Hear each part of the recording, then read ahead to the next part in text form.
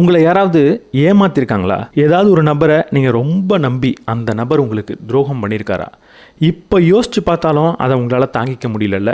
ஒரு கோபம் வருது, ஆத்திரம் வருது, ஏன் அழுக கூட வருது. இதுதான் ஏமாற்றமும் துரோகமும் உங்களுக்கு தரக்கூடிய காயம். இந்த காயத்துக்கு மருந்து இருக்கா? துரோகத்துக்கும் ஏமாற்றத்திற்கும் சிறந்த ஒரு மருந்து தான் ஸ்டாய்சிசம். இந்த துரோகத்தை, இந்த ஏமாற்றத்தை எப்படி கையாளணும்?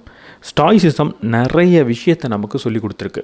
இன்றைக்கி இந்த வீடியோவில் துரோகத்தை கையாளுறதுக்கு ஸ்டாய்சிசம்லேருந்து நம்ம கற்றுக்க வேண்டிய பாடங்கள் என்ன அப்படின்றத பார்க்க போகிறோம். நம்ம சேனலுக்கு நீங்கள் புதுசாக இருந்தீங்கன்னா, நான் படிக்கிற புத்தகத்திலேயே சிறந்த புத்தகத்தை வாரம் 2 முறை உங்கள் கூட பகிர்ந்துப்பேன். உங்கள் வாழ்க்கையே மாற்றும் வகையில் யூடியூப்பை பயனுள்ளதாக நீங்கள் பயன்படுத்திக்கணும்னு நினச்சிங்கன்னா நம்ம சேனலுக்கு சப்ஸ்கிரைப் பண்ணிவிட்டு பெல் பட்டனை ப்ரெஸ் பண்ணிவிடுங்க.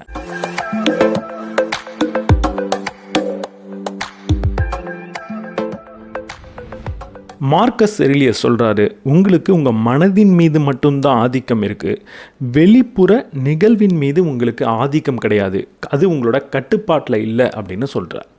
இதை நான் பல முறை சொல்லியிருக்கேன். ஆனால் ஒவ்வொரு தடவை இதை நான் சொல்கிறப்பையும் இது எனக்கு ஒரு பெரிய ஆச்சரியத்தை கொடுக்குது, ஒரு பெரிய மகிழ்ச்சியை கூட கொடுக்குது. ஏன்னா இப்போ நான் சொல்லிடலாம், எனக்கு என்னோட மனதின் மீது மட்டும்தான் ஆதிக்கம் இருக்குது, என்னால் என்னோட சிந்தனையை மட்டும்தான் கட்டுப்படுத்த முடியும், வெளியில் நடக்கிற நிகழ்வெல்லாம் என்னால் கட்டுப்படுத்த முடியாது அப்படின்னு நான் சொல்லிடலாம். அது ஒரு நல்ல விஷயந்தான். ஆனால் என்னால் அதை சொல்ல முடியும். ஆனால் இதை சொன்னது என்ன மாதிரி ஒரு சாதாரண நபர் கிடையவே கிடையாது. இதை சொன்னது மார்க்கஸ் எரிலியஸ், ரோமாபுரியோட தலை சிறந்த மன்னர்களில் ஒருத்தவர். இந்த உலகத்தில் இதுவரைக்கும் வாழ்ந்த மனிதர்கள்லேயே அதிகம் சக்தி படைத்த மனிதரில் ஒருத்தவராக கண்டிப்பாக மார்க்கஸ் எரிலியஸ் இருப்பார். அவரை விட அதிகமான சக்தி படைத்த மனிதன் இன்னும் இந்த உலகத்தில் பிறக்கவே இல்லை. அவ்வளவு சக்தி இருக்கக்கூடிய ஒரு மனிதன், அவ்வளவு பெரிய பவர் இருக்கிற ஒரு நபர், ஒரு மிகப்பெரிய நாட்டோட ஒரு மகாராஜாவாக இருக்கக்கூடிய ஒரு நபர் சொல்கிறாரு, வெளியில் நடக்கிற நிகழ்வெல்லாம் என்னால் எப்படி கட்டுப்படுத்த முடியும் அப்படின்னு சாதாரணமாக சொல்கிறார்.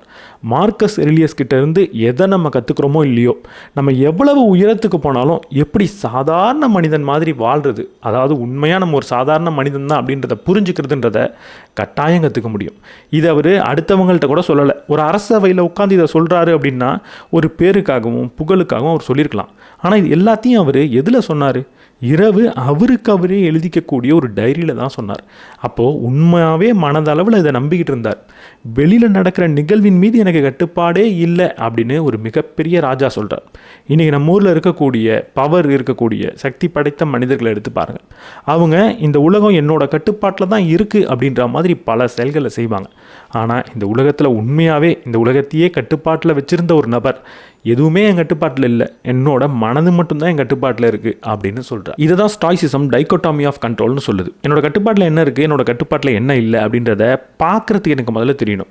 என்னோட கட்டுப்பாட்டில் இல்லாத விஷயத்தை நான் கட்டுப்படுத்தணும் அப்படின்னு நினைக்கக்கூடாது. இந்த சின்ன விஷயத்தை புரிஞ்சுக்கிட்டிங்கன்னா எல்லா வீடியோலையும் இதை தான் நான் திரும்ப திரும்ப சொல்ல போகிறேன் அப்படின்றதையும் நீங்கள் புரிஞ்சுப்பீங்க.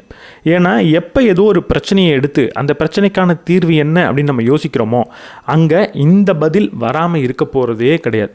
ஏன்னா இந்த உலகத்தில் இருக்கக்கூடிய அனைத்து பிரச்சனையும் என்னால் கட்டுப்படுத்த முடியாத ஏதோ ஒரு விஷயத்தை நான் கட்டுப்படுத்தணும்னு நினைக்கிறதுனால மட்டும்தான் வருது. இதுக்கு முன்னாடி மன வலிமையை அதிகரிக்கிறதுக்கு என்ன பண்ணலாம் அப்படின்னு நான் ஒரு வீடியோ போட்டேன்.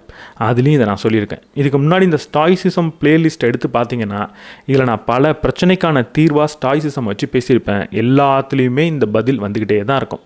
ஏன்னா இது ஒரு யூனிவர்சல் ஆன்சர் மாதிரி தான், எல்லாத்துக்குமே பொருந்தி போகும். எந்த பிரச்சனையை வேணால் கொண்டு வாங்க, அங்கே கட்டுப்படுத்த முடியாத ஏதோ ஒரு விஷயத்தை நீங்கள் கட்டுப்படுத்த நினைக்கிறீங்க அப்படின்றது தான் பிரச்சனையாகவே இருக்கும். அப்போ என்னோட கட்டுப்பாட்டில் இங்கே என்ன இல்லை, அடுத்தவங்க எப்படி நடந்துப்பாங்க, அடுத்தவங்க நான் நினைக்கிற மாதிரி எல்லா விஷயத்தையும் செய்வாங்களா, அடுத்தவங்க உண்மையாக இருப்பாங்களா, அடுத்தவங்க விசுவாசமாக இருப்பாங்களா, அவங்க லாயலாக இருப்பாங்களா, இதெல்லாம் என்னோட கட்டுப்பாட்டில் இல்லை.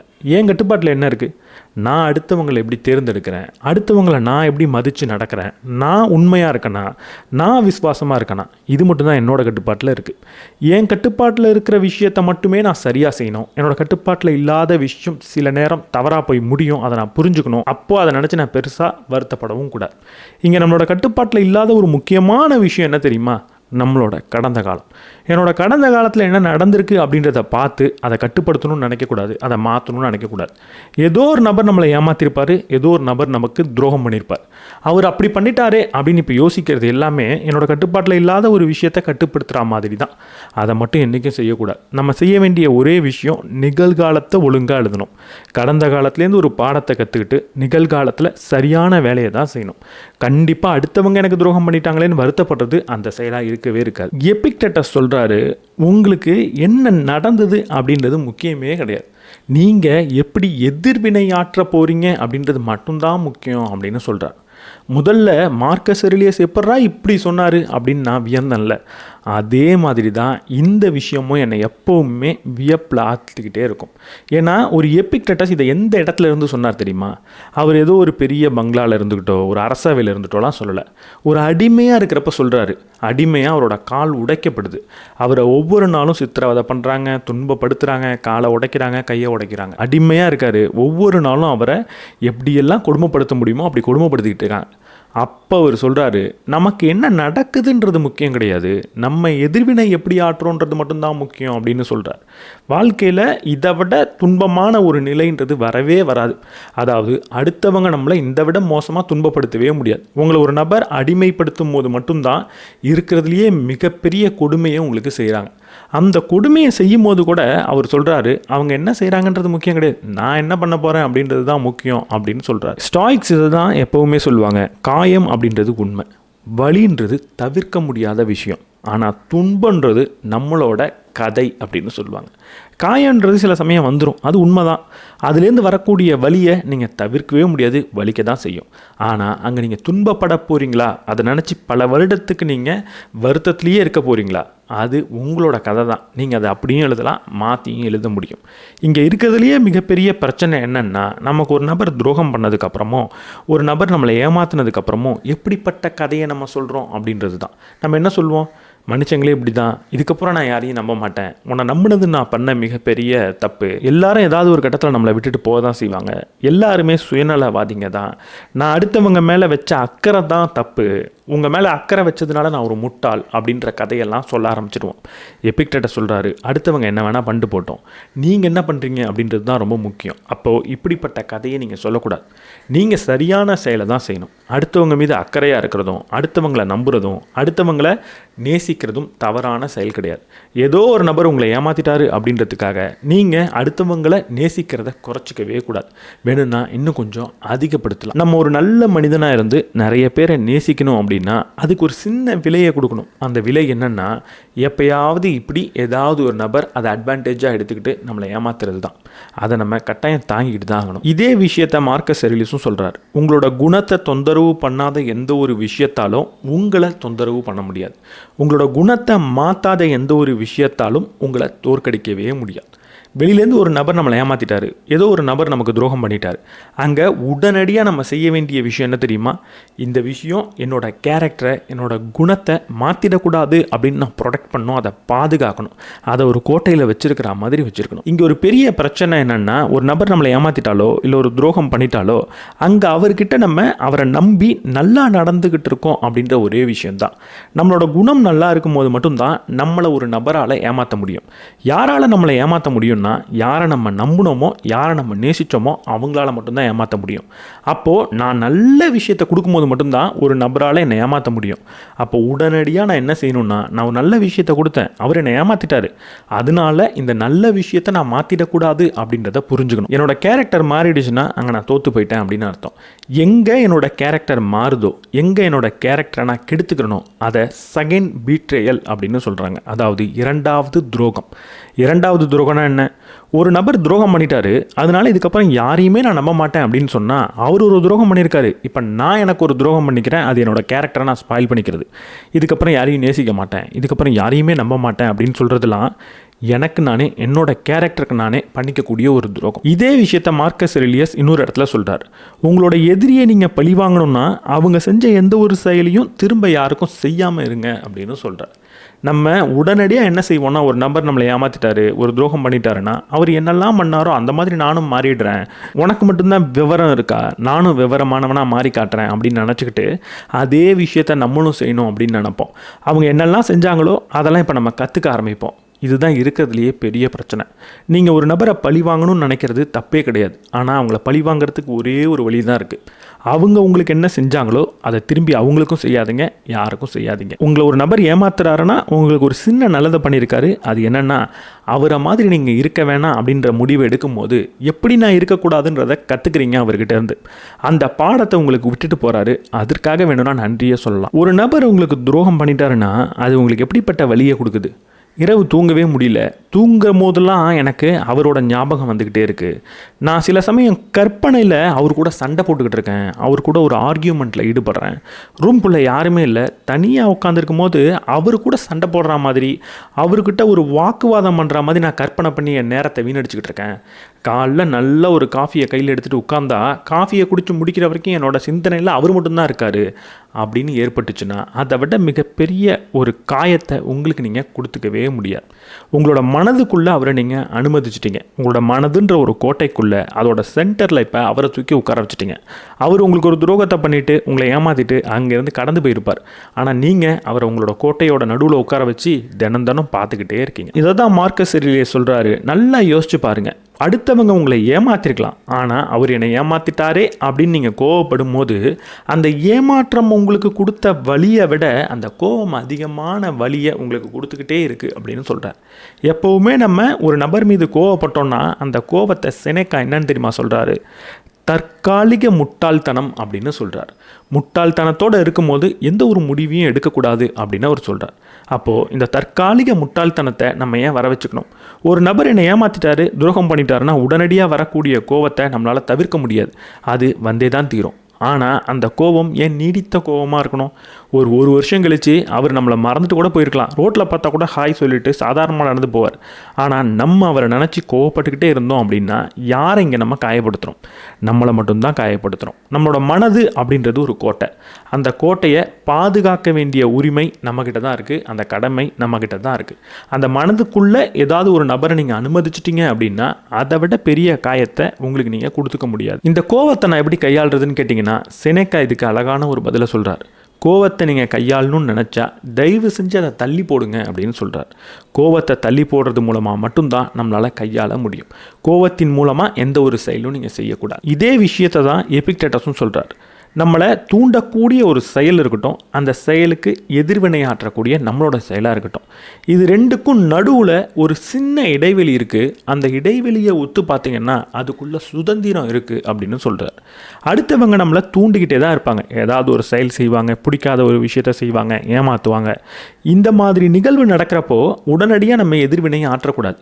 அந்த நிகழ்வுக்கும் நம்மளோட எதிர்வினைக்கும் நடுவில் ஒரு சின்ன கேப் இருக்கும். அந்த கேப்பை பெருசாக்க முடிஞ்சால் சுதந்திரம் உங்களுக்கு கிடைக்கும். எபிக்டேட்டஸ் ஒரு அடிமையாக இருந்தார். ஆனால் அப்போ கூட தன்னை ஒரு சுதந்திரமான மனிதனாக தான் அவர் பார்த்தார். ஏன்னா இந்த கேப் அவர்கிட்ட இருந்தது. தன்னோட எஜமான் தன்னை அடிக்கலாம், உதைக்கலாம். ஆனால் அப்படி அடித்து உதைச்சதுக்கப்புறம் என்ன செய்யணும் அப்படின்றத யோசித்து அவர் செஞ்சதுனால தன்னை ஒரு சுதந்திரமான மனிதனாக பார்த்தார். நம்ம எப்போ அடிமையாக இருப்போம் அப்படின்னா அடுத்தவங்க நம்ம என்ன செய்யணும்னு நினைக்கிறாங்களோ அதை யோசிக்காமல் செய்யும் போது மட்டும்தான். நம்ம யோசித்து முடிவெடுத்தோம் அப்படின்னா அங்கே நம்ம சுதந்திரமாக இருக்கோம், நம்ம ஒரு அடிமை கிடையாது. அடுத்தவங்க நம்மளை கோவப்படுத்தின உடனே அந்த கோவத்தால் ஒரு செயலை செஞ்சோன்னா நம்ம எல்லாருமே ஒரு அடிமை தான். இதை தான் மார்க்கஸ் ஆரேலியஸ் தொடர்ந்து கடைப்பிடிச்சுக்கிட்டே வந்தார். அவர் எந்த ஒரு விஷயத்தையும் பப்ளிக்காக போய் பேசவே மாட்டார். பேசுகிறதுக்கு முன்னாடி உட்காந்து எழுதுவார். அப்படி எழுதும் போது சிந்திப்பார். செனேக்கா இதே விஷயத்த சொல்கிறார். உங்களுக்கு ஏதாவது ஒரு எமோஷன் மூலமாக ஒரு செயல் செய்யணும்னு தோணுதா, செய்யுங்க, தப்பே இல்லை. ஆனால் நாளைக்கா செய்யுங்க அப்படின்னு சொல்கிறார். இன்றைக்கி எனக்கு ரொம்ப சந்தோஷமாக இருக்குது, இல்லை ரொம்ப கோபமாக இருக்குது, அதனாலலாம் ஏதாவது ஒரு செயல் செய்யலாம், ஒரு சத்தியம் பண்ணலாம், ஒருத்தட்ட சண்டை போடலாம் அப்படின்னு தோணும். கொஞ்சம் அமைதியாக இருங்க, நாளைக்கு செய்யலான்னு நினச்சி பாருங்கள். நாளைக்கு வரும்போது அதை அப்படி செய்ய வேணான்னு நமக்கு தோணும். நம்ம பல நாள் இப்படி பேசிட்டோமே, அப்படி செஞ்சிட்டோமே, தேவையில்லாத கமிட்மெண்ட் கொடுத்துட்டோமே, தேவையில்லாமல் ஒரு சத்தியம் பண்ணிட்டோமேன்னு வருத்தப்பட்டிருப்போம். அது எல்லாத்துக்கும் காரணம் உடனடியாக ஒரு எமோஷனில் முடிவெடுத்ததுனால தான். ஒரே ஒரு நாள் தள்ளி போட்டிங்கன்னா இந்த மாதிரியான வருத்தம் அப்படின்றது குறையும். ஸ்டாயிக் என்றைக்குமே இப்படி வேலையை தள்ளி போடுங்கன்னு சொல்லவே மாட்டாங்க, செயலை தள்ளி போடுங்கன்னு சொல்லவே மாட்டாங்க. ஒரே ஒரு இடத்துல தான் ஸ்டாயிக் செயலை தள்ளி போட சொல்கிறாங்க. அது எங்கன்னா கோபம் வரப்ப, எமோஷன் அதிகமாக இருக்கிறப்ப. மார்க்கஸ் ஆரேலியஸ் சொல்கிறாரு, ஒவ்வொரு நாள் காலையில் எந்திரிச்ச உடனே உங்களுக்கு நீங்களே ஞாபகப்படுத்திக்கோங்க, இன்றைக்கி நான் பார்க்க போகிற மனிதர்கள் ரொம்ப மோசமானவங்களாக இருக்க போகிறாங்க, திருடர்களாக இருக்க போகிறாங்க, பொய் சொல்கிறவங்களாக இருக்க போகிறாங்க, நன்றி கெட்டவங்களாக இருக்க போகிறாங்க, பொறாமைப்படக்கூடியவங்களாக இருக்க போகிறாங்க, என்னை ஏமாற்ற போகிற மனிதர்களாக இருக்க போகிறாங்கன்னு ஞாபகப்படுத்திக்க சொல்கிறார். இதை கேட்கும்போது மார்க்கஸ் ஆரேலியஸ் இவ்வளவு மோசமானவரா, மக்களை இவ்வளோ மோசமாக அவர் பார்த்துக்கிட்டு இருந்தாரா, மனுஷங்கனாலே மோசம்தான் அப்படின்னு அவர் சொன்னாரா அப்படின்னு கேட்டால் கிடையவே கிடையாது. ரொம்ப அன்பு இருக்கிறதுனால தான் இந்த வார்த்தையை அவர் சொன்னார். அவர் சாக்ரட்டிஸை படித்தவர். சாக்ரட்டிஸ் என்ன சொல்கிறாரு தெரியுமா, இந்த உலகத்தில் இருக்கக்கூடிய எல்லா மனிதர்களும் கெட்டவங்க தான், ஆனால் யாருமே கெட்டவனாக இருக்கணும்னு நினைக்கிறது கிடையாது. நான் ஒருத்தவங்களோட கதையில் கண்டிப்பாக கெட்டவனாக தான் இருப்பேன், இன்னொருத்தவங்களோட கதையில் நல்லவனாக இருப்பேன். இந்த உலகத்தில் இருக்கக்கூடிய எல்லா மனிதர்களும் யாரோ ஒருத்தவங்களோட கதையில் கெட்டவங்களாக இருப்பாங்க. இந்த உலகத்தில் இருக்கக்கூடிய எல்லா செயலையும் நல்லதாகவும் பார்க்க முடியும், கெட்டதாகவும் பார்க்க முடியும். யாரை வேணாலும் கெட்டவனாக பார்க்க முடியும் அப்படின்ற வாய்ப்பு இருக்கிறப்போ, என்னை சுற்றி இருக்கிற மனிதர்களை ஒவ்வொரு நாளும் ஆயிரக்கணக்கான மனிதர்களை நான் பார்க்க போகிறேன் அப்படின்னா அதில் சில நபர்களை கெட்டவங்களாக தான் நான் பார்ப்பேன். அதை என்னால் தவிர்க்கவே முடியாது. அப்போது காலையிலேயே இதை நான் ஞாபகப்படுத்திக்கணும். இன்றைக்கி பல மனிதர்களை நான் கெட்டவங்களாக பார்க்க போகிறேன் அப்படின்னு ஞாபகப்படுத்திக்கிட்டோன்னா உண்மையாகவே அவங்க கெட்டவங்கன்னு நினச்சி அவங்கள ஒரு விதமாக நம்ம நடத்த மாட்டோம். அப்போ நம்ம அங்கே என்ன செய்வோம் அப்படின்னா, யாராவது ஒரு நபர் இப்படிப்பட்ட துரோகத்தை பண்ணுறப்போ அங்கே ஜஸ்ட் இக்னோர் தான் நம்ம பண்ணுவோம். உங்களை ஒரு நபர் ஏமாற்றிருக்கலாம், அதுக்காக உண்மையாகவே அவர் கெட்டவராக இருக்கணுன்ற அவசியமே கிடையாது. உண்மையாகவே ரொம்ப நல்ல மனிதனாக இருக்கலாம், நம்மளை விட நல்லவராக இருக்கலாம், ஆனால் இருந்தாலும் அவரால் நமக்கு துரோகம் பண்ண முடியும். இந்த உலகத்தில் ரொம்பவே நல்ல மனிதர், இவரை மாதிரி அற்புதமான ஒரு மனிதர் நான் பார்த்ததே இல்லைன்னு நீங்கள் சொல்வீங்க. அவரால் கூட உங்களுக்கு துரோகம் பண்ண முடியும், அவர் கூட உங்களை ஏமாத்துறதுக்கான வாய்ப்பு இருக்குது. அப்போ ஒரு நபர் உங்களை ஏமாற்றிட்டாங்கன்னா ஏன் என்ன இப்படி ஏமாத்துறீங்க அப்படின்ற கேள்வியை கேட்காதீங்க. உடனடியாக நீங்கள் செய்ய வேண்டிய விஷயம் என்னென்னா அவரை இக்னோர் பண்ணுறது தான். மார்க்கஸ் ஆரேலியஸ் இன்னொரு இடத்துல சொல்கிறாரு, நீங்கள் பார்க்கக்கூடிய அனைத்து விஷயமும் உங்களோட பார்வை உண்மை கிடையாது. நீங்கள் புரிஞ்சிக்கக்கூடிய அனைத்து விஷயமும் உங்களோட ஒப்பீனியன் தான், அதுவும் உண்மை கிடையாது அப்படின்னு சொல்கிறார். இதுலேருந்து நம்ம கற்றுக்க வேண்டிய ஒரு முக்கியமான விஷயம் இருக்குது. என்னை ஒரு நபர் ஏமாற்றிட்டாரா, அவர் என்னை ஏமாத்தின மாதிரி நான் உணர்கிறேன் அப்படின்றது தான் உண்மை. உண்மையாகவே அவர் நம்மளை ஏமாற்றிருக்கணுன்ற அவசியம் கிடையாது. இங்கே உடனடியாக என்கிட்ட ஒருத்தர் கடன் வாங்கினார், கடனை வாங்கிட்டு திரும்ப கொடுக்கல, 10 வருஷமாக நான் அதுக்காக கஷ்டப்பட்டேன் அப்படின்னு நீங்கள் சொன்னீங்கன்னா அது உண்மைதான். இருந்தாலும் இங்கே நம்ம புரிஞ்சிக்க வேண்டிய ஒரு விஷயம் இருக்குது. ஒரு நபர் நம்மளை ஏமாற்றிட்டாரு அப்படின்னா உடனடியாக நம்ம என்ன செய்வோம், அவர் நம்மளை ஏன் ஏமாத்தினாரு அப்படின்ற உண்மையை தேடிக்கிட்டே இருப்போம்.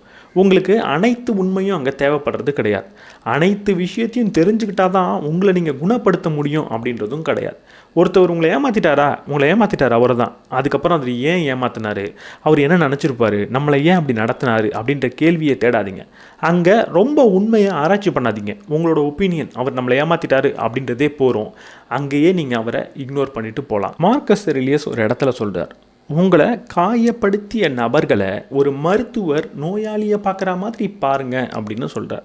உங்களை ஒரு நபர் காயப்படுத்திட்டாரா, அவர் கண்டிப்பாக ஒரு நோயாளி தான். உங்களை ஒருத்தர் ஏமாற்றிட்டாரு, உங்களை ஒருத்தர் துரோகம் பண்ணிட்டாரு அப்படின்னா அவர் ஒரு நோயாளி தான்.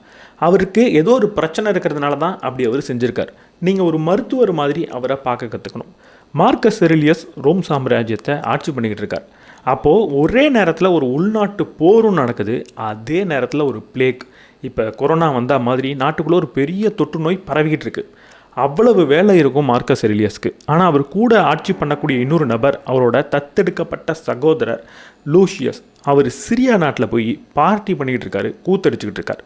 மார்க்கஸ் ஆரேலியஸ் நினச்சிருந்தா நீங்கள் இப்படி பண்ணுறது தப்பு அப்படின்னு ஒரு வார்த்தையாவது சொல்லியிருக்கலாம். ஆனால் அவர் நீங்கள் பண்ணுறது தப்புன்னு கூட சொல்லவே இல்லை. அவர் ஒரு நோயாளியை பார்க்குற மாதிரி தான் லூசியஸை பார்த்துக்கிட்டு இருந்தார். ரொம்ப அன்பாக மட்டும்தான் அவர்கிட்ட பேசிக்கிட்டு இருந்தார். அவருக்கு எழுதி அனுப்பிய கடிதங்கள் பல இருக்குது. அந்த கடிதத்தில் கோவன்ற ஒரு விஷயம் இல்லவே இல்லை. ஒரு ராஜா நாடே பற்றி எரிஞ்சுக்கிட்டு இருக்கு, தன்னோட கூட வேலை பார்க்க வேண்டிய ஒரு நபர் வேலை பார்க்காம கூத்தடிச்சுக்கிட்டு இருக்காரு. அப்போ கூட எழுதின கடிதத்தில் வெறும் அன்பான வார்த்தைகளை மட்டுமே எழுதியிருக்காரு அப்படின்னா நமக்கு துரோகம் பண்ணவங்கள்ட்டையும் நம்மளால் அன்பாக இருக்க முடியும். மார்க்கஸ் ஆரேலியஸ் இதை தான் ஹர்ட் பீப்புள் அப்படின்னு சொல்கிறார். காயப்பட்ட மனிதர்கள் மனிதர்களை காயப்படுத்துகிறார்கள் அப்படின்னு சொல்கிறார். ஒரு மனுஷன் உங்களை காயப்படுத்துகிறான்னா அவன் காயப்பட்டிருக்கிறதுக்கான வாய்ப்பு நிறைய இருக்குது, அதனால் கொஞ்சம் அன்பாக இருங்க அப்படின்னு சொல்கிறார். ஒரு கண்ணாடி துண்டு உடஞ்சிருச்சுன்னா அது கண்டிப்பாக கையை கிழிக்கும். அதே மாதிரி தான் மனிதர்களும் உடைஞ்சு போயிட்டாங்க அப்படின்னா சுற்றி இருக்கிற மனிதர்களை காயப்படுத்திக்கிட்டே தான் இருப்பாங்க. அப்போ உங்களை காயப்படுத்திய நபர்கள் உடைஞ்சு போயிருக்கிறதுக்கான வாய்ப்பு இருக்குது. அவங்கள்ட்ட கொஞ்சம் அன்பாக இருங்க. ஒரு மருத்துவர் நோயாளியை பார்க்குற மாதிரி அவங்கள பாருங்கன்னு மார்க்கஸ் ஆரேலியஸ் சொல்கிறார். மார்க்கஸ் ஆரேலியஸ் எப்போவுமே சிம்பிளான அட்வைஸை மட்டும்தான் கொடுப்பார். உங்கள் கையில் இருக்கக்கூடிய வெள்ளரிக்காய் கசக்குதா, தூக்கி போட்டுருங்க. நடந்து போகிற பாதையில் ஏதாவது ஒரு பெரிய தடை இருக்கா, கொஞ்சம் சுற்றி போங்க அப்படின்னு சொல்கிறார். வாழ்க்கையில் இதை மட்டும்தான் நீங்கள் கற்றுக்கணும் அப்படின்னும் சொல்கிறார். நம்ம வாழ்க்கையில் நிறைய பிரச்சனை வரும், நிறைய தொல்லை வரும், அதில் பல விஷயத்தை நம்மளால் தூக்கி போட்டுற முடியும். கையில் இருக்கிற வெள்ளரிக்காய் கசக்குதே அப்படின்னு புலம்புறதுனாலலாம் அது இனிக்க போகிறது கிடையாது. ஒரு வெள்ளரிக்காய் மாம்பழமாக மாறப்போகிறதே கிடையாது. பிடிக்கலன்னா தூக்கி போட்டு தான் ஆகணும். ரொம்ப சிம்பிளான விஷயம். நான் காசு கொடுத்து வாங்கிட்டேனே, கஷ்டப்பட்டு வாங்கிட்டேனே அப்படின்றதுக்காகலாம் கசக்கிற பிடிக்காத விஷயத்த கையில் வச்சுக்கிட்டே இருக்க முடியாது. சில சமயம் பிடிக்கல அப்படின்னாலோ, சில சமயம் பிரச்சனை அப்படின்னாலோ தூக்கி போட்டு தான் ஆகணும். உங்களை ஒரு நபர் ஏமாத்துறாரு அப்படின்னா உடனடியாக அவரை நீங்கள் தூக்கி போட்டுட்டு உங்கள் வாழ்க்கையில் முன்னேற தான் நீங்கள் கற்றுக்கணும். அவங்க கூடவே இருந்துக்கிட்டு அவர் என்னை ஏமாத்துறாரு அப்படின்னு வருத்தப்படுறத விட மிகப்பெரிய முட்டாள்தனம் கிடையாது. நடத்தையும் செயலும் அதை செஞ்சவங்களை பற்றி சொல்லுது, அதை பெற்றவங்களை பற்றி எதுவுமே சொல்லலை அப்படின்னு சொல்கிறாரு மார்க்கஸ் செரிலியஸ். ஏதாவது ஒரு நபர் உங்களை ஏமாற்றிருப்பாங்க.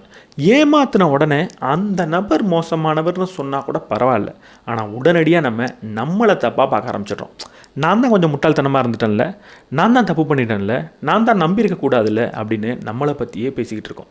ஒரு நபர்கிட்ட நம்ம ஏதாவது ஒரு ரகசியத்தை சொல்லியிருப்போம், ஒரு நண்பன்கிட்ட ஒரு ரகசியத்தை சொல்லியிருப்போம், யார்கிட்டையும் சொல்லாதன்னு. அவன் எல்லார்கிட்டையும் போய் சொல்லியிருப்பான். இங்கே அவனை பற்றி தான் அது காட்டுதே தவிர என்னை பற்றி எதையுமே காட்டலை. அவன்கிட்ட ஒரு விஷயத்தை சொன்னதுனால நான் முட்டாள் அப்படின்னு அது சொல்லலை. நான் ஒரு நபரை நம்பினேன், அவ்வளவுதான்.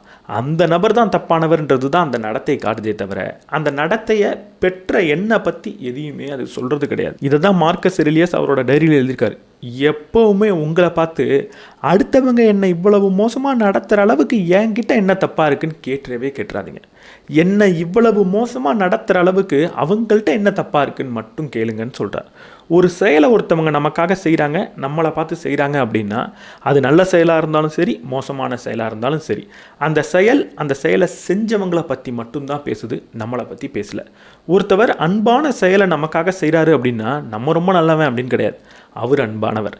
ஒருத்தவன் மோசமான செயலை நம்மளை பார்த்து செய்கிறான் அப்படின்னா நம்ம ரொம்ப மோசம் அப்படின்றது கிடையாது, அவர் மோசமான நபர். நம்மளை ஒருத்தர் ஏமாற்றிட்டாருன்னா அடுத்து நம்ம எல்லாரும் செய்யக்கூடிய ஒரு விஷயம் என்னென்னா, அவன் என்னை ஏமாற்றிட்டான், அவன் ஏன் அப்படி செஞ்சான், அவன் என்ன செஞ்சான் தெரியுமா அப்படின்னு காலத்துக்கும் அதை பற்றி பேசிக்கிட்டே இருக்கிறது.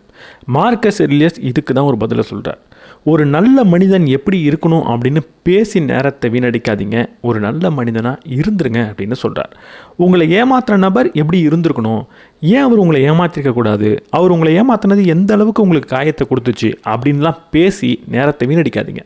அவர் என்ன செஞ்சுருக்கணுமோ என்ன செஞ்சுருக்கக்கூடாதோ, நீங்கள் எது சரின்னு நம்புறீங்களோ அப்படிப்பட்ட மனிதனாக மாறிடுங்க. அவர் உங்களுக்கு செஞ்ச ஒரே ஒரு விஷயம் நீங்கள் எப்படி இருக்கணும் அப்படின்றத உங்களுக்கு சொல்லி கொடுத்துருக்கார். அவரை மாதிரி நீங்கள் இருக்கக்கூடாது அப்படின்ற பாடத்தை உங்களுக்கு எடுத்திருக்கார். அந்த பாடத்தை கற்றுக்கிட்டு நீங்கள் அப்படிப்பட்ட மனிதனாக இருக்க ஆரம்பிச்சிடுங்க. நீங்கள் அறம் சார்ந்த செயலை செய்ய ஆரம்பிச்சிடுங்க. அறம் சார்ந்த செயலை செய்யறது நிறுத்திடாதீங்க. அடுத்தவங்க நம்மளை ஏமாற்றிட்டாங்கன்றதுக்காக நான் அறம் சார்ந்த செயலை செய்ய மாட்டேன் அப்படின்னு சொல்கிறத விட மிகப்பெரிய முட்டாள்தனம் கிடையாது. நான் ஏன் அறம் சார்ந்த செயலை செய்யணும், அறம் சார்ந்த செயலை செய்கிறதுனால எனக்கு என்ன பரிசு கிடைக்கும் அப்படின்லாம் கேட்டிங்கன்னா மார்க்கஸ் செரிலியஸ் சொல்கிறார், அறம் சார்ந்த செயலை செய்கிறது மூலமாக என்ன பரிசு கிடைக்கும் அப்படின்னு கேட்காதீங்க. ஏன்னா அறம் சார்ந்த செயலை செய்கிறது தான் பரிசு அப்படின்னு சொல்கிறார். கரும்பு சாப்பிட்றதுக்கு எனக்கு கூலி தேவையில்லை அப்படின்ற மாதிரி தான் அறம் சார்ந்த செயலை நான் செய்கிறதுக்கு தனியாக கூலின்னு ஒன்று தேவையில்லை, அந்த செயலை செய்கிறதே நமக்கு கிடைச்ச கூலி தான். செனேகா சொல்கிறாரு, எந்த ஒரு மனிதன் மரணத்தை பார்த்து பயந்துக்கிட்டே இருக்கானோ அவன் வாழ்கிறதுக்கு தகுதியான எந்த ஒரு செயலையும் செய்கிறதில்லைன்னு சொல்கிறார். இது பல இடத்துக்கு புரிஞ்சு போகும். முக்கியமாக நம்மளை ஒரு நபர் ஏமாற்றிட்டாரு அப்படின்னா, ஒரு நபர் நம்மளை ஏமாத்துனதுக்கப்புறம் உடனடியாக நம்ம செய்கிறது என்னென்னா பார்க்குற மனிதர்களெல்லாம் பார்த்து பயப்படுறது. இவங்க ஏமாற்றிடுவாங்களா, அவங்க ஏமாற்றிடுவாங்களா அப்படின்னு. எப்போ பார்க்குற மனிதர்களெல்லாம் பார்த்து அவங்க ஏமாற்றிடுவாங்களா, துரோகம் பண்ணிடுவாங்களா அப்படின்னு நம்ம பயந்துக்கிட்டே இருக்கோமோ அங்கே வாழ தகுதியான எந்த செயலுமே நம்ம செய்ய முடியாது. அங்கே அன்பான செயலை நம்மளால் செய்ய முடியாது. யாராவது ஒரு நபர் நம்மளை ஏமாற்றிட்டாருன்னா உடனடியாக நம்ம செய்யக்கூடாத விஷயம் எல்லாரையும் பார்த்து பயப்படுறது, எல்லாரும் அப்படி இருப்பாங்களோ அப்படின்னு நினைக்கிறது. அவர் நமக்கு ஏதாவது ஒரு பாடத்தை கற்றுக் கொடுத்துருப்பாரு, நம்மளை ஏமாற்றிருந்தாலும் அந்த பாடத்தை மட்டும்தான் நம்ம கற்றுக்கணுமே தவிர தேவையில்லாமல் எல்லாரையும் சந்தேகப்படக்கூடிய ஒரு பண்பை நம்ம வளர்த்துக்கக்கூடாது. கிரேக்க கதைகளில் புரோமீத்தியஸ் அப்படின்றவரை பற்றின ஒரு கதை இருக்குது. அவரை தண்டிக்கணும் அப்படின்றதுனால ஒரு பெரிய பாறையில் சங்கிலியால் கட்டிடுறாங்க. தினமும் காலில் ஆனதுன்னா ஒரு பெரிய கழுகு பறந்து வருமா. அவரோட ஈரலை, லிவரை அந்த கழுகு கடிச்சு சாப்பிடுமா. நைட் ஆனால் அந்த கழுகு திரும்ப பறந்து போயிடும். அந்த நைட் முழுக்க புரோமீத்தியஸ்க்கு திரும்ப ஈரல் முழுசாக வளர்ந்துருமா. அடுத்த நாள் காலையில் திரும்ப அந்த கழுகு வந்து கொஞ்சம் கொஞ்சமாக ஈரலை சாப்பிடும். திரும்ப நைட்டில் திரும்ப அது முழுமையடைஞ்சிரும், காலில் திரும்ப சாப்பிட ஆரம்பிக்கும். இப்படி ஒவ்வொரு நாளும் தொடர்ந்து அந்த வலியை அனுபவிச்சுக்கிட்டே இருந்தாராம். இந்த கதையை கேட்குறப்போ எவ்வளவு விசித்திரமான கதையாக இருக்குது, இப்படிலாம் நடக்குமா அப்படின்னு கேட்டால், நம்மளை ஒரு நபர் ஏமாற்றிட்டா இது மட்டும்தான் நமக்கு தொடர்ந்து நடந்துக்கிட்டே இருக்குது. நம்ம அந்த ப்ரொமீத்தியஸாக தான் இருக்கும். ஏன்னா ஒரு நபர் நம்மளை ஏமாற்றிட்டு போயிட்டாரு, ஏமாத்தினது அங்கேயே முடிஞ்சு போயிடுச்சு, கழுகு ஈரலை சாப்பிட்டுட்டு பறந்துடுச்சு. ஆனால் திரும்ப அந்த ஈரலை வளர்த்து கழுகை கூப்பிட்டு உணவளிக்கிறது எப்படின்னா, என்னை ஒருத்தர் ஏமாற்றிட்டாரு அப்படின்னு ஒவ்வொரு நாளும் உட்காந்து யோசிக்கிறது. ஜஸ்ட் ஒவ்வொரு நாளும் ஒரு 2 மணி நேரம் நீங்கள் அதை பற்றி யோசிச்சுக்கிட்டு இருந்தீங்க அப்படின்னா வருஷத்துக்கு 700 மணி நேரம், கிட்டத்தட்ட 700 மணி நேரத்தில் எவ்வளவு நல்ல விஷயத்தை செஞ்சுருக்க முடியும். ஆனால் 700 மணி நேரம் உங்களை நீங்களே சித்திரவதை பண்ணிக்கிட்டு இருந்திருக்கீங்க. இதே விஷயத்தை தான் கன்ஃபியூஷஸும் சொல்கிறார். அவர் ஒரு ஸ்டாய்க் இல்லை, ஆனால் ஸ்டாய்சிசம் இதை பல இடத்துல திரும்ப ரிஃப்ளெக்ட் பண்ணியிருக்கு. உங்களுக்கு ஒருத்தவர் தவறு இழைத்துட்டாருன்னா அது ஒரு பிரச்சனையே கிடையாது, நீங்கள் திரும்ப திரும்ப அதை ஞாபகப்படுத்திக்காத வரைக்கும் அப்படின்னு சொல்கிறார். கையில் ஏதோ ஒரு பொருள் எடுக்கிறீங்க, சுட்டா என்ன பண்ணுவோம், திரும்ப கீழே போட்டுருவோம். கீழே போட்டதுக்கப்புறம் திரும்ப அதை கையில் எடுப்போம் அப்படின்னு நம்ம நினைப்போமா?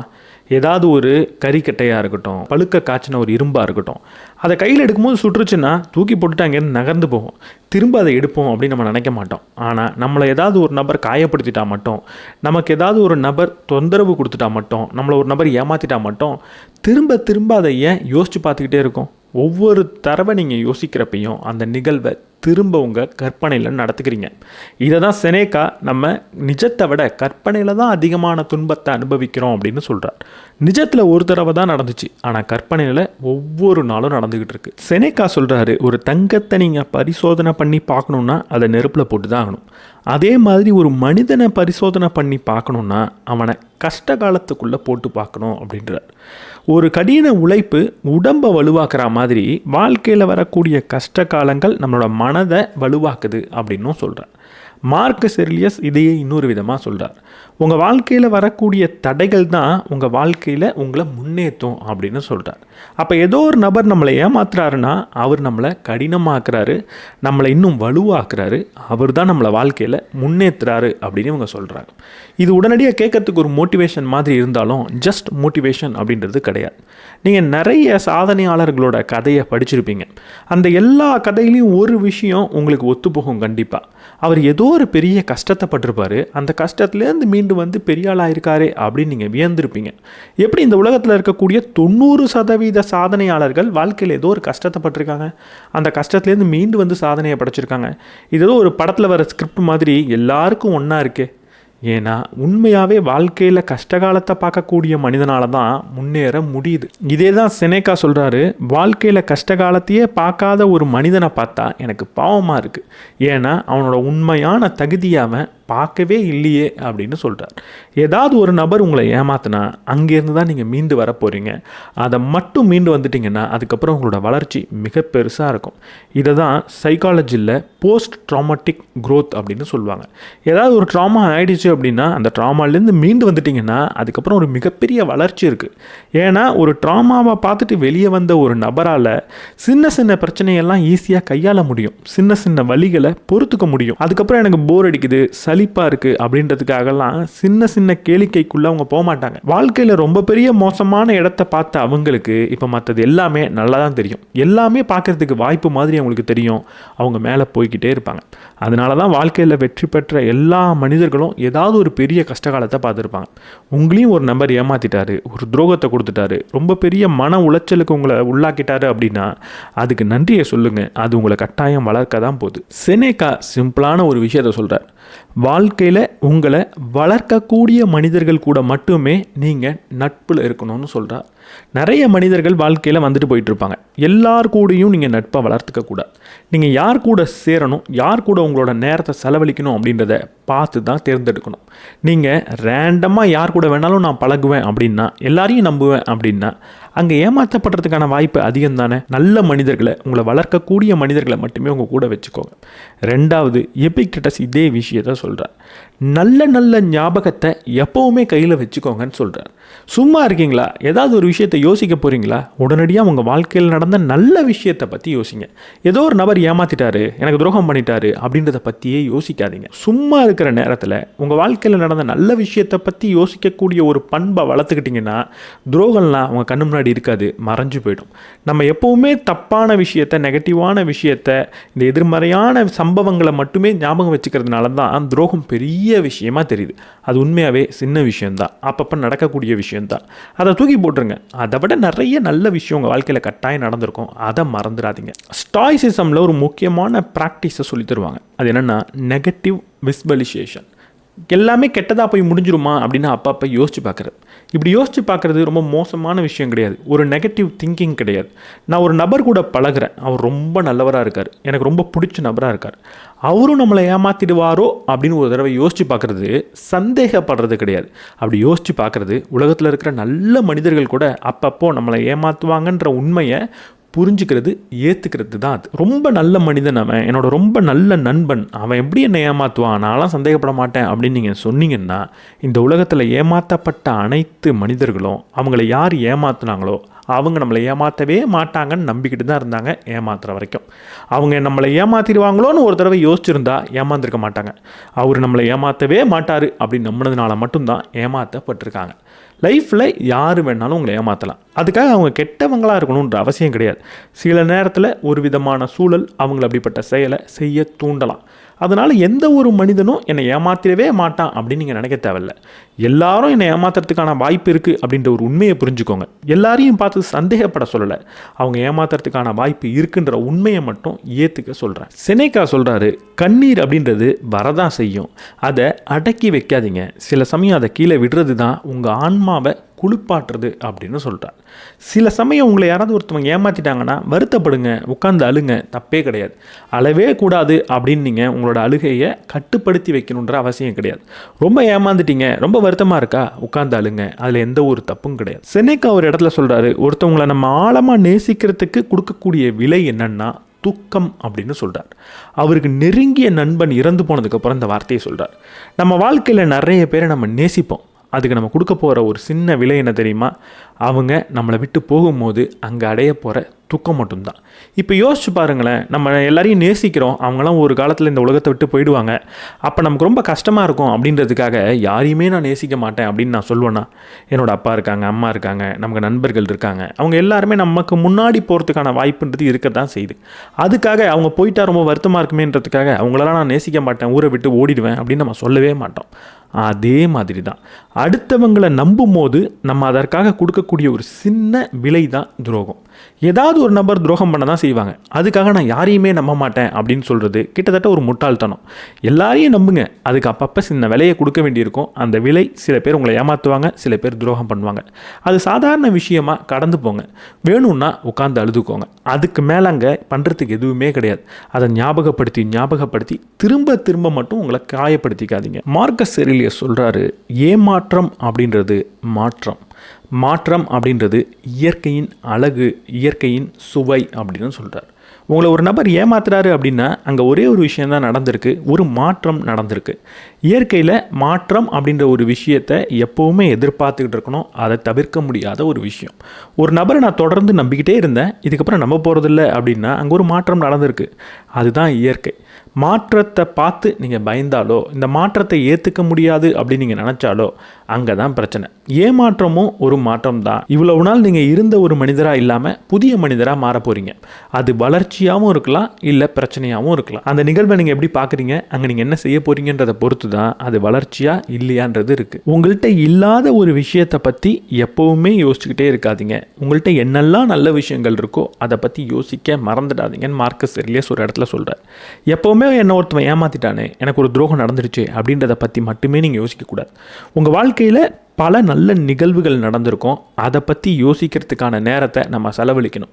சொல்லப்போனால் அதை பற்றி மட்டும்தான் நம்ம யோசிக்கணும். வாழ்க்கையில் நடந்த மோசமான நிகழ்வுகள்லேருந்து பாடத்தை கற்றுக்கலாம், ஆனால் சிந்திக்கிறதுக்கும் அப்பப்போ உட்காந்து யோசிக்கிறதுக்கும் நல்ல நிகழ்வுகள் மட்டும்தான் தேவை. இதோட இந்த வீடியோவை முடிச்சுக்கலாம். இந்த விஷயங்கள் தான் உங்கள் கூட பகிர்ந்துக்கணும் அப்படின்னு நினச்சேன். போன ஸ்டாயிக் வீடியோவில் நிறைய பேர் கேட்ட கேள்வி இதுதான், ஒரு ஏமாற்றம், துரோகம், இதை பற்றி ஸ்டாய்சிசம் என்ன சொல்லுது அப்படின்னு கேட்டிருந்தீங்க. நான் இதை பற்றி பேசவே இல்லை அப்படின்றது எனக்கு ஆச்சரியமாக இருந்தது. ஏன்னா ஏற்கனவே இதை பற்றி நான் பேசின மாதிரியான ஒரு ஞாபகம் எனக்கு இருக்குது. ஸோ இந்த வீடியோ பற்றி என்ன நினைக்கிறீங்க அப்படின்றத கமெண்ட் செக்ஷனில் சொல்லுங்கள். ஸ்டாய்சிசம் மூலமாக வேறு எதை நீங்கள் கற்றுக்கணும்னு நினைக்கிறீங்களோ அதையும் கமெண்ட் செக்ஷனில் சொல்லுங்கள். முடிஞ்சால் நான் இன்னொரு வீடியோவில் அதை பற்றி பேசுகிறேன். இந்த வீடியோ உங்களுக்கு பிடிச்சிருந்தால் லைக் பண்ணிவிட்டு உங்கள் நண்பர்களோட ஷேர் பண்ணுங்கள். நம்ம சேனலுக்கு நீங்கள் புதுசாக இருந்தீங்கன்னா சப்ஸ்கிரைப் பண்ணிவிட்டு மறக்காமல் பெல் பட்டனை ப்ரெஸ் பண்ணிவிடுங்க.